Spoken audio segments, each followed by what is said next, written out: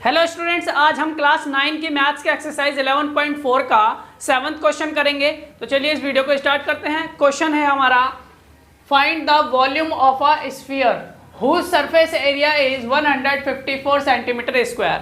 क्या निकालना है इसमें? हमें निकालना है वॉल्यूम। किसका? स्फीयर का। कौन से स्फीयर का? उस स्फीयर का जिसका सरफेस एरिया इतना है।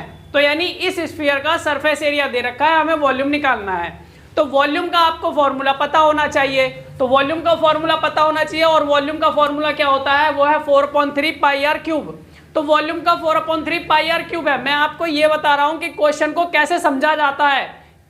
कभी कभी ऐसा होता है, बहुत सारे स्टूडेंट्स ऐसे होते हैं जिनको ये नहीं समझ में आता कि इसको करें कैसे। उनको फॉर्मूला पता होगी तो वो इजीली कर पाएंगे, और दूसरी चीज उनको ये पता होगी कि इसमें जो है हमें पहले क्या करना है, तो इजीली हो जाएगा क्वेश्चन।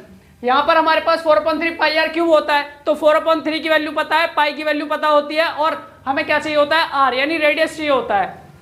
तो क्या इसके अंदर हमारे पास रेडियस है? नहीं है। तो इसका मतलब यह हुआ कि पहले हमें रेडियस निकालना है, तभी हम इसका क्या निकाल पाएंगे? वॉल्यूम निकाल पाएंगे, क्योंकि फॉर्मूला क्या है? 4/3 पाई आर क्यूब है।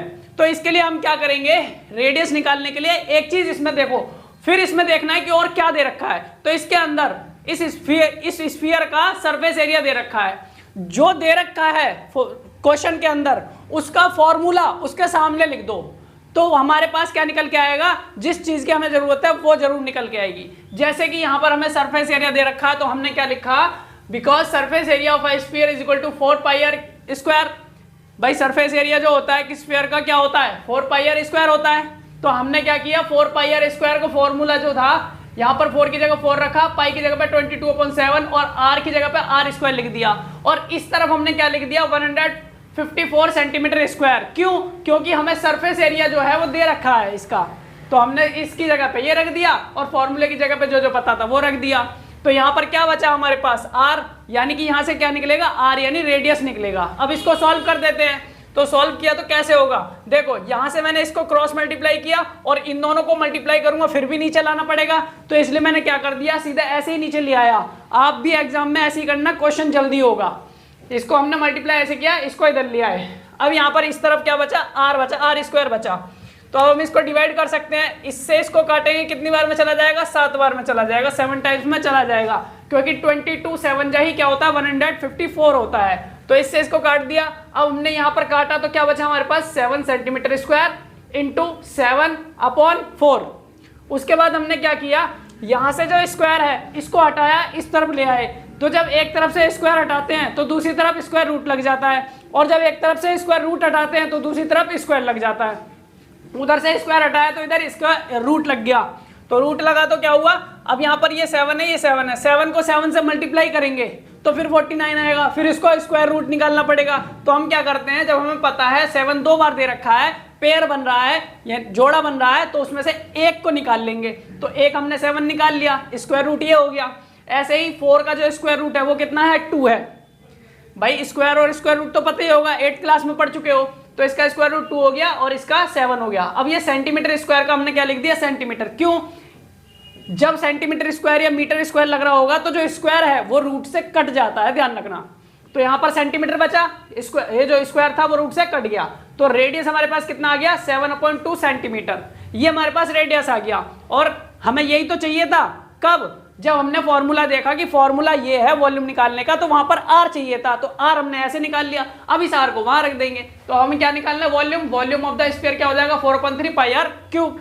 तो 4/3 की जगह पे 4/3, पाई की जगह पे 22/7, और रेडियस की जगह पे हमें क्या लिखना है? 7/2। तो 7/2 लिख दिया, और इस पे पावर, होल की पावर 3 चढ़ा दी। क्यों? क्योंकि आर की पावर 3 है ना, तो इस पे पूरे पे 3 की पावर 3 चढ़ जाएगी।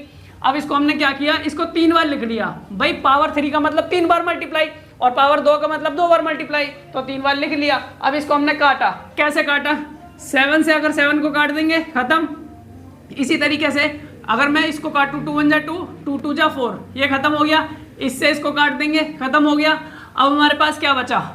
भाई इस 2 से हम इसको काट लेंगे, 2 1 जा 2, 2 1 जा 2, तो ऊपर 11 7 और ये 7 बचा, और नीचे 3 बचा। अब हमने क्या किया? इसको मल्टीप्लाई किया, ये आ गया, नीचे 3 है, ये है। अब इसको और इसको मल्टीप्लाई करने पर ये आया, और नीचे 3 है। अब इसको चाहो तो आप पॉइंट में भी ला सकते हो, इसको मिक्स्ड फ्रैक्शन में भी ला सकते हो, क्योंकि ये इम्प्रॉपर फ्रैक्शन है। इम्प्रॉपर फ्रैक्शन वो होते हैं जिसमें न्यूमरेटर बड़ा होता है डिनोमिनेटर से। तो अब इसको आप मिक्स्ड फ्रैक्शन में भी ला सकते हो, पॉइंट में यानी डेसिमल नंबर में भी ला सकते हो, और ऐसे भी छोड़ सकते हो। तो ये हमारा क्या हो जाएगा, इस क्वेश्चन का जो वॉल्यूम निकालना था स्फीयर का वो हो जाएगा, यानी स्फीयर का वॉल्यूम हमारा ये आ गया। और अब मैंने यहाँ पर क्यूब लगाया, ये बात भी ध्यान रखना, बार बार बताता हूँ ये कि वॉल्यूम निकालते समय क्या लगाएंगे, क्यूब लगाएंगे, और जब भी एरिया निकालना होगा तो स्क्वायर लगाते हैं, और जब लेंथ निकालनी होती है तो सिर्फ सेंटीमीटर या मीटर किलोमीटर जो होता है वो लगाते हैं। तो यही था आज के इस क्वेश्चन में। उम्मीद करते हैं आपको समझ में आया होगा। फिर मिलेंगे अपनी नेक्स्ट वीडियो में।